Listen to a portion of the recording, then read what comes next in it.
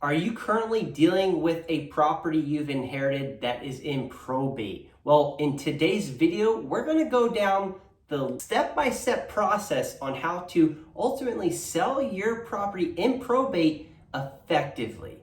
So number one, you want to ultimately, of course, understand what a probate is.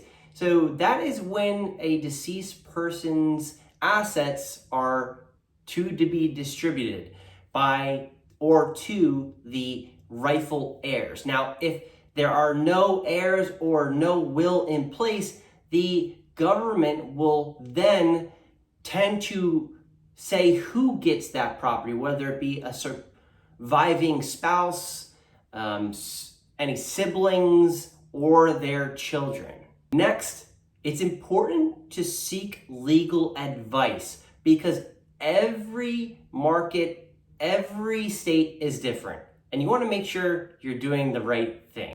Then, of course, with this property you've inherited, you want to understand its value. So it's important to get it appraised by, if possible, a couple appraisals to then make sure you understand what the property is worth. I would recommend researching cash buyers. So again, if you're looking to sell the home and it's in probate, especially in the Hazleton and Wilkes-Barre area, I can tell you that we offer a specialty in understanding the market, and as a cash offer, you'll have the ease at mind knowing that you're going through the right process and getting the opportunity to sell efficiently.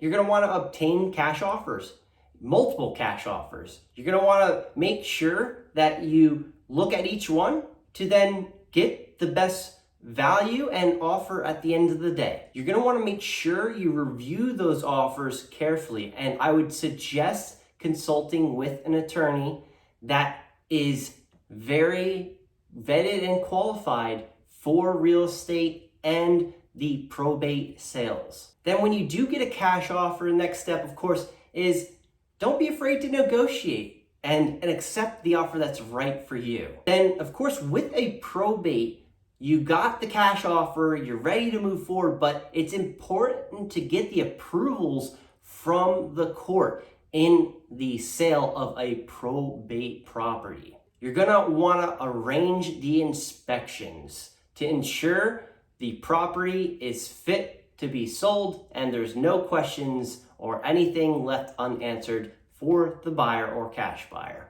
Now, with a cash buyer, you'll be able to sell the home in as-is condition. But if you do decide to sell traditionally, I would highly recommend addressing any repairs or cleanup, because you may not realize what is going on with the home that you are inheriting.